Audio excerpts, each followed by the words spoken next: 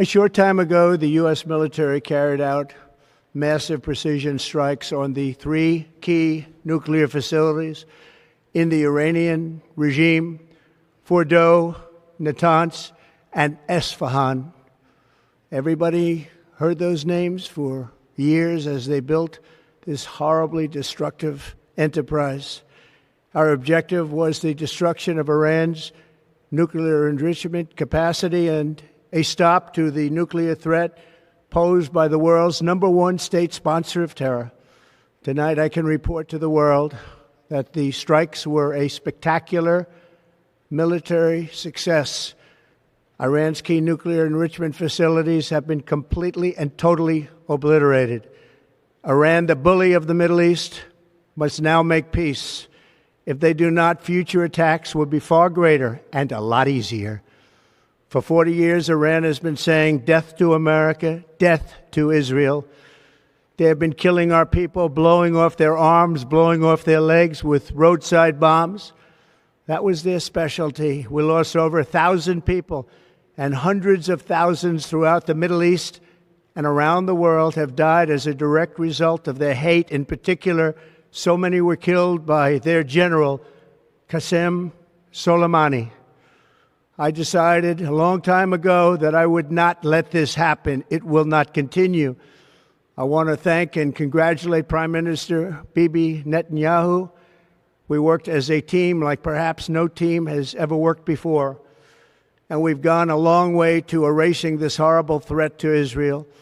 I want to thank the Israeli military for the wonderful job they've done. And most importantly, I want to congratulate the great American patriots who flew those magnificent machines tonight, and all of the United States military on an operation the likes of which the world has not seen in many, many decades. Hopefully, we will no longer need their services in this capacity. I hope that's so. I also want to congratulate the chairman of the Joint Chiefs of Staff, General Dan Kane, spectacular general, and all of the brilliant military minds involved in this attack. With all of that being said, this cannot continue. There will be either peace or there will be tragedy for Iran far greater than we have witnessed over the last 8 days. Remember, there are many targets left.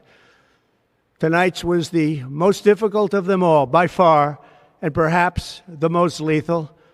But if peace does not come quickly, we will go after those other targets with precision, speed, and skill. Most of them can be taken out in a matter of minutes. There's no military in the world that could have done what we did tonight, not even close. There has never been a military that could do what took place just a little while ago. Tomorrow, General Kane, Secretary of Defense, Pete Hegseth will have a press conference at 8 a.m. at the Pentagon. And I want to just thank everybody, and in particular, God. I want to just say, we love you, God, and we love our great military. Protect them.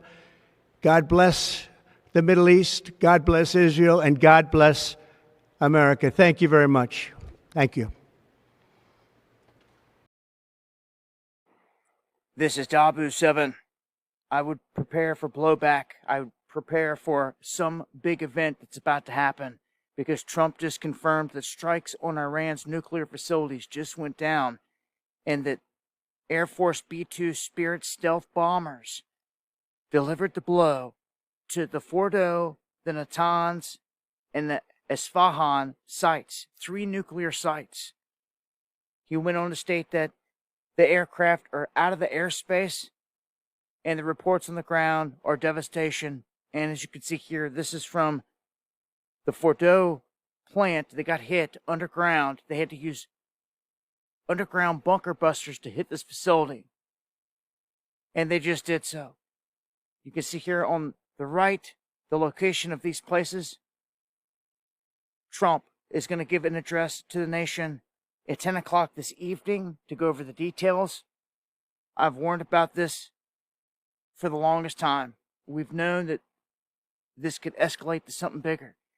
Iran does not have the military and the capabilities to come sending warships and everything our way. The one thing that they do have is a major cyber unit. Pompeo telegraphed that, He said that somewhere in the world it's going to get struck. It's pretty obvious we're behind this massive blow to their nuclear facilities.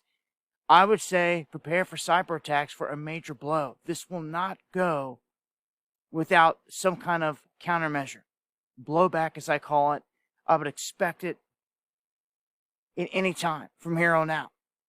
So this is where we sit. I'll leave links. Join me on the live stream, going live Monday, Wednesday, and Friday, diving down the rabbit holes on this stuff and going over details to all these stories. Hope to see you guys there Monday, Wednesday, Friday, 9 p.m. Eastern right here. Much love.